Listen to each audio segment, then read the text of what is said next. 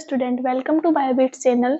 Last class में हमने देखा था कि जो फर्टिलाइजेशन है वो कैसे होता है, यानी कि जो मेल जो गैमेट था एंथ्रोजोइड, वो क्या किया था कि जो एग का न्यूक्लियाई था उसके साथ में फ्यूजन हुआ था और जाइगोट का फॉर्मेशन हुआ था, तो टू एन जाइगोट बना था। आज हम देखेंगे एम्ब्रियोजेनी, यानी कि जो एम्ब्रियो है, जाइगोट जो है आगे एम्ब्रियो का फॉर्मेशन करेगा, तो वो एम्ब्रियो का डेवलपमेंट कैसे होता है। तो देखो कि जो ऊस्पोर जो बना था, यानी कि टू एन जाइगोट से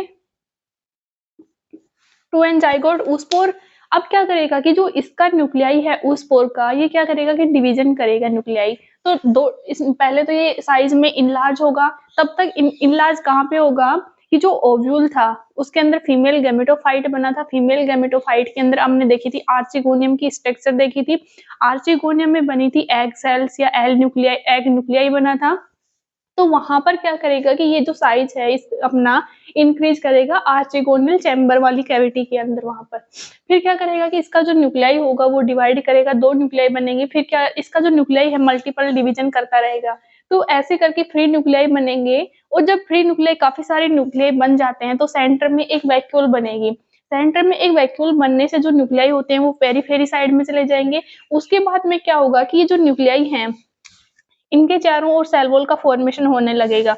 और जो सेल वॉल बनती है वो बेसल साइड के अंदर इतनी कॉम्पैक्ट बनती है और अपर साइड के अंदर इतनी ज्यादा कॉम्पैक्ट नहीं रहती। तो जो जिस साइड में ये जो सेल्स होती हैं काफी सारी कॉम्पैक्ट होती हैं, तो बेसल साइड से अपर साइड के अंदर जो सेल वॉल है उसका फॉर्मेशन होता जाएगा। तो इस स्ट्रक्चर को हम बोलते हैं सेलुलर प्रो एम्ब्रियो का फॉर्मेशन हो गया। आप देखेंगे जो प्रो एम्ब्रियो है बाद में इसके अंदर तीन स्ट्रक्चर देखने को मिलेगी हमें। कौन कौन सी होगी?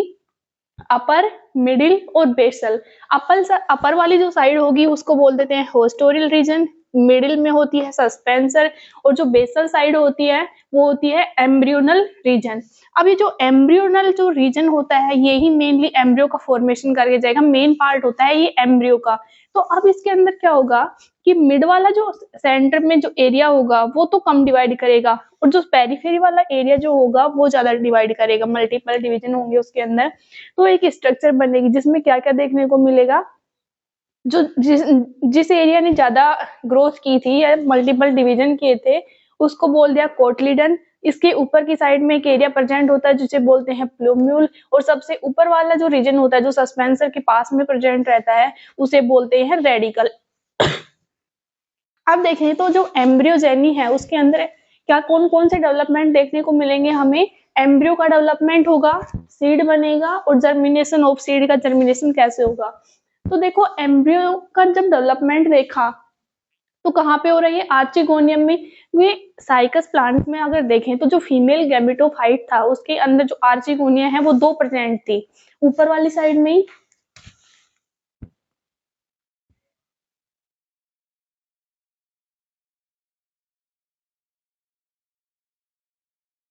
ऐसे देखें तो ये जो आर्चिगोनिया है ये दो आर्चिगोनियम प्रेजेंट है यहाँ पर। फिर क्या होता है कि केवल दोनों अलग अलग स्पीसीज, साइकस के अलग अलग स्पीसीज के अंदर आर्चिगोनियम का जो नंबर है ये कम ज्यादा हो सकता है। पर इसमें से दो आर्चिगोनियम में से केवल जो एक आर्चिगोनियम होगी उसी के अंदर जो एग न्यूक्लियाई होगा उसी के साथ में ही फ्यूजन होगा इसका, मेल गैमेट यानी एंथ्रोजोइड का। Only one archegonium is normally fertilised in an ovule. फिर क्या होगा? देखो जो टू एन जाइगोट बना है वो फंक्शन करेगा स्पोरोफाइटिक फेज की मदर सेल की तरह। क्योंकि अगर एंजियोस्पर्म की बात करें या हम जिम्नोस्पर्म की बात करें तो इनमें क्या होता है कि जो स्पोरोफाइटिक फेज होती है वो ही मेन होती है, और स्पोरोफाइटिक जो फेज होती है वो टू एन होती है। तो जाइगोट जो है टू एन है यानी कि डिप्लॉइड स्टेज में है। तो जो जाइगोट है वो किस टाइप से फंक्शन कर रहा है? मदर सेल की तरह काम करेगा, स्पोरोफाइटिक फेज आ जाएगी अब टू एन से। अब ये क्या करेगा? जाइगोट अपना जो साइज है उसको इंक्रीज करेगा, उसका जो न्यूक्लियाई होगा वो डिवाइड करेगा, और न्यूमरस न्यूक्लियाई जो है इनका फॉर्मेशन होगा। फिर सेंटर में एक कैविटी बनेगी। ये जो न्यूक्लियाई है ये पेरिफेरी पे चले जाएंगे। बेसल रीजन जो है मोस्ट ज्यादा कॉम्पैक्ट रहेगा अपर वाले रीजन की तुलना में। फिर क्या होगा कि सेल वॉल जो है उसका फॉर्मेशन होने लगेगा बेसल से और अपर साइड में होता जाएगा। एक सेलुलर स्ट्रक्चर बनेगी जिसे बोल देते हैं सेलुलर प्रो एम्ब्रियो। ये सेलुलर स्ट्रक्चर होती है। प्रो एम्ब्रियो में देखें तो हमें कौन कौन से रीजन देखने को मिले हैं? तीन, अपर रीजन, मिडिल और बेसल। अपर वाला जो है ये होस्टोरियल रीजन है, मिड वाला सस्पेंसर और बेस वाला है एम्ब्रियोनल रीजन। अब देखें जो होस्टोरियल जो रीजन होता है ये इसका काम होता है मेनली एब्जॉर्ब करने का न्यूट्रिएंट्स को।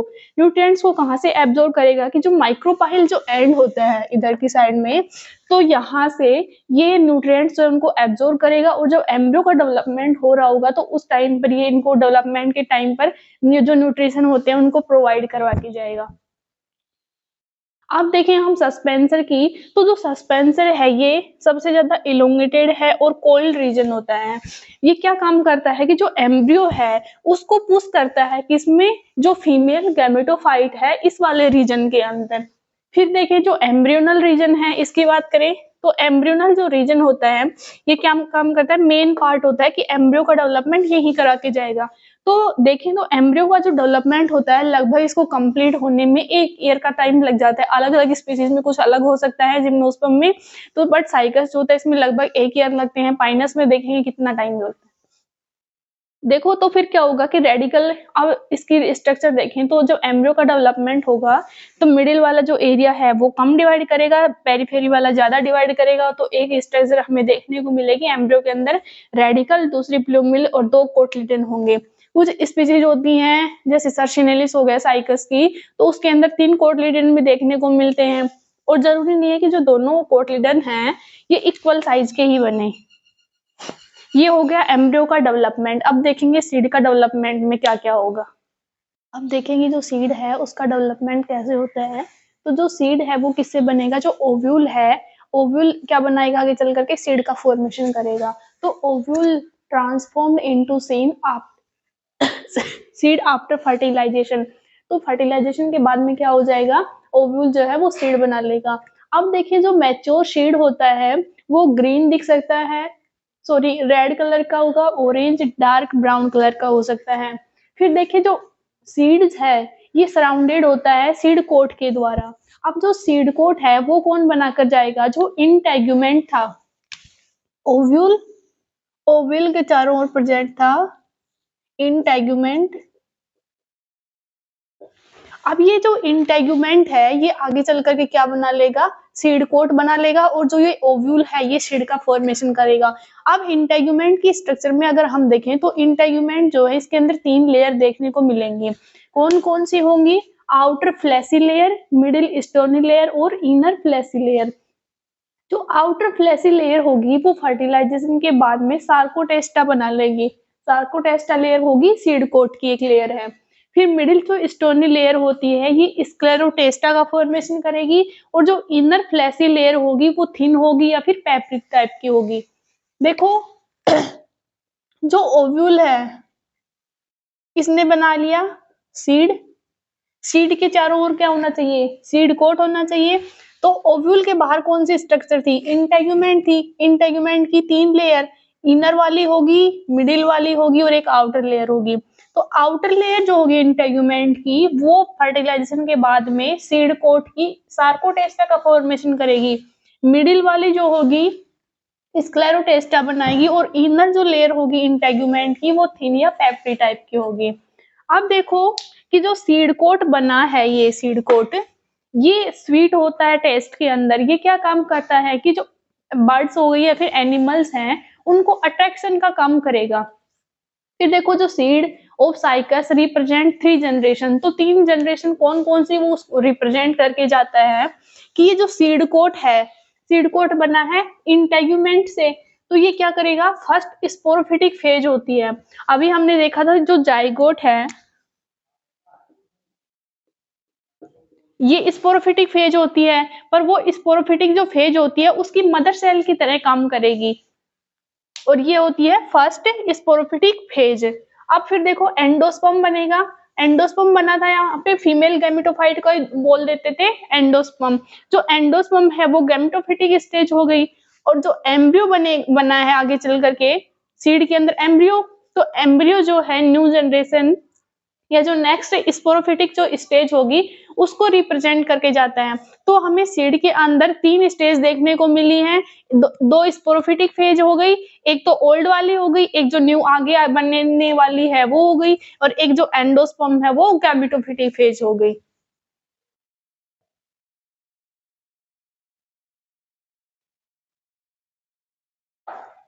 आप देखेंगे कि जो जर्मिनेशन है वो सीड का कैसे होता है कि जो सीड है without undergoing any rest period, यानी कि किसी रेस्टिंग फेज के अंदर नहीं जाता है, उसमें सीड डोरमेंसी कोई जैसी कोई स्टेज देखने को नहीं मिलती है। तो अब जो सीड है वो जर्मिनेट करेगा, कैसे जर्मिनेट करेगा कि जो सीड है ये एब्जॉर्ब करेगा वाटर को, और जो माइक्रोपाइल जो एंड होता है उस साइड से, उस टाइम के बाद में क्या होगा कि इसका जो सीड कोट होता है वो रप्चर हो जाएगा, और एक जो रेडिकल स्ट्रक्चर हमने देखी थी एम्ब्रियो में वो निकलेगी, इमर्ज होगी आउटसाइड में, और जो रेडिकल होगी ये बाद में चल करके क्या बना लेगी, प्राइमरी रूट का फॉर्मेशन करेगी। उसके बाद में क्या होगा, कुछ टाइम के बाद में जो प्लूम्यूल जो स्ट्रक्चर थी वो बाहर निकलेगी, और एक लीफ लाइक स्ट्रक्चर बाद में उसका फॉर्मेशन करके जाएगी, सूट का, लीफ टाइप का सूट। और उसके बाद में क्या होगा कि जो यंग लीव्स होती हैं वो देखने को मिलेंगी, और उसका जो कैसी टाइप की होंगी, सर्सिनेट वर्नेशन हमें देखने को मिलेगा। अब देखो जो कोटलीडन थे उनका जो नेचर अगर हम देखें तो होस्टोरियल होता है, फंक्शन करते हैं होस्टोरिया की तरह, यानी कि चूसकांक का, और वो न्यूट्रिशन कहाँ से लेते हैं, एंडोस्पर्म से लेते हैं। एक बार देखें इसको, without undergoing any resting period, यानी सीड के अंदर कोई सीड डोरमेंसी जैसी स्टेज नहीं होती है। जर्मिनेशन की अगर बात करें तो हाइपोजियल टाइप का होता है, और कोटलीडन होते हैं don't come out of the seed, यानी कि जो कोटलीडन है, 2 कोटलीडन देखे थे हमने, ये जो कोटलीडन है ये सीड के बाहर नहीं आते हैं, यानी कि जो सोइल होती है उससे बाहर नहीं निकलते हैं।